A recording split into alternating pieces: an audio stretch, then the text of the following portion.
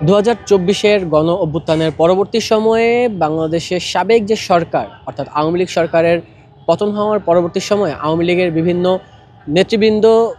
সহ তৎকালীন আমলের যিনি সাবেক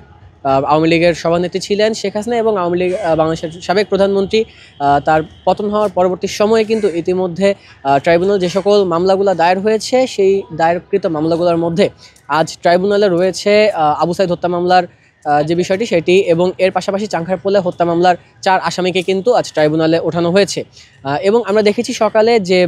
বর্তমানে সাবেক সরকারের যিনি আইজিপি ছিলেন আইজিপি চৌধুরী আব্দুল্লাহ মামুন তিনি কিন্তু রাজসাক্ষী হিসেবে এই মুহূর্তে ট্রাইব্যুনালে হাজিরা দিচ্ছেন এবং আজকেও তিনি ট্রাইব্যুনালে উপস্থিত হয়েছেন হাজিরা দেওয়ার জন্য এবং এই মুহূর্তে তিনি কিন্তু রাজসাক্ষী হিসেবে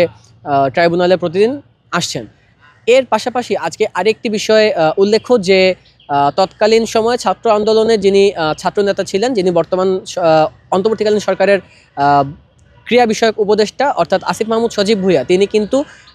এই মুহূর্তে সাক্ষী দিচ্ছেন শেখ হাসিনার বিরুদ্ধে অর্থাৎ সাবেক সরকার প্রধান শেখ হাসিনার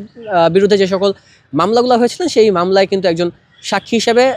আসিফ মাহমুদ সজীব ভুঁইয়া তিনি কিন্তু সাক্ষ্য দিতে ট্রাইব্যুনালে আসছেন।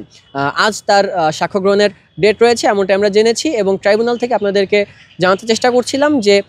ট্রাইব্যুনালে আজ যে সকল মামলাগুলো রয়েছে এই মামলার সর্বশেষ তথ্য এবং ট্রাইব্যুনালে যে সকল আসামিদেরকে তোলা হয়েছে এবং সর্বশেষ যে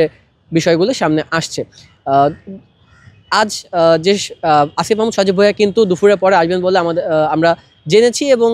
হয়তোবা দুপুরের পরে তিনি এসে সাক্ষ্য গ্রহণের পরে সাংবাদিকদের সঙ্গে কথা বলবেন সেই সময় আমরা হয়তোবা বিভিন্ন তথ্য আপনাদেরকে জানিয়ে দেওয়ার চেষ্টা করব। ট্রাইব্যুনাল থেকে এই ছিল আমার কাছে সর্বশেষ তথ্য। জহিরুল ইসলাম রাতুল, বাংলা নিউজ 24।